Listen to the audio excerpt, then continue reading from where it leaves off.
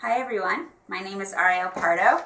I am the Jewish Learning Initiative on Campus Co-Educator at Brandeis University, and I'm here to talk to you a little bit about the Chagim, particularly the end of the Chagim. I have a couple questions for you.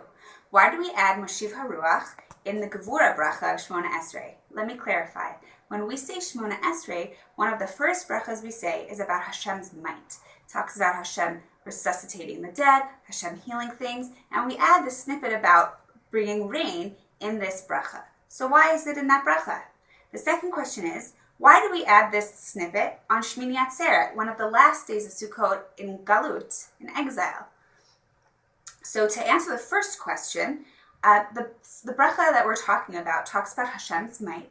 It talks about Hashem resuscitating the dead and healing the sick. So we add this snippet about bringing rain because Hashem, just as Hashem can provide us with the cure, with healing, so he provides plants in the ground with rain in order to have plants sprout and grow. To answer the second question, I have to ask another question.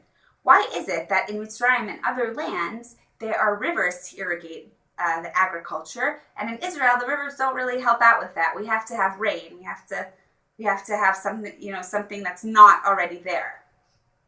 So Rabbeinu Bachya tells us that Hashem wanted to set it up so that we had to daven for rain. When we daven for rain and we do mitzvot and we act accordingly, Hashem responds with rain and brachot. The land is dependent. The agriculture of the land is completely dependent on us. If we are good and we daven, then Hashem responds. If not, Hashem, as we see historically, Hashem kicks us out of the land and the land becomes desolate. We see further proof of this actually in Bereshit, where Adam is told that he has to now daven for rain. This is like a mashal of a father giving his son a credit card or giving his son money on a weekly basis if his son checks in. Which father's better? The father that gives his son a credit card and lets him go off willy-nilly and buy whatever he wants and doesn't really care, or the father who every week asks his son to check in, he'll give him the money, but he wants to know what's going on in the son's life. Some might say the first father, but the truth is that the second father is actually the more caring father.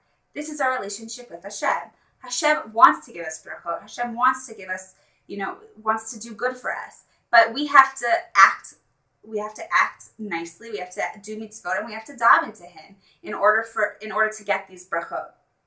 So now we're at a time where the Chagim are ending.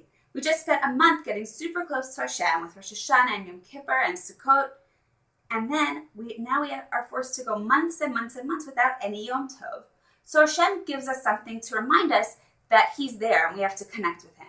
He lets us say this snippet, the Mashiv HaRuach UMorid HaGeshem, where we ask Hashem for rain, where we ask Hashem, please look at our behavior, please look at us and respond.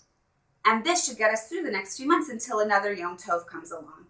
So I wish for us that we can connect to God with ease, and that the brachot are just pour out from Hashem and we have a great year. And Chag Sameach.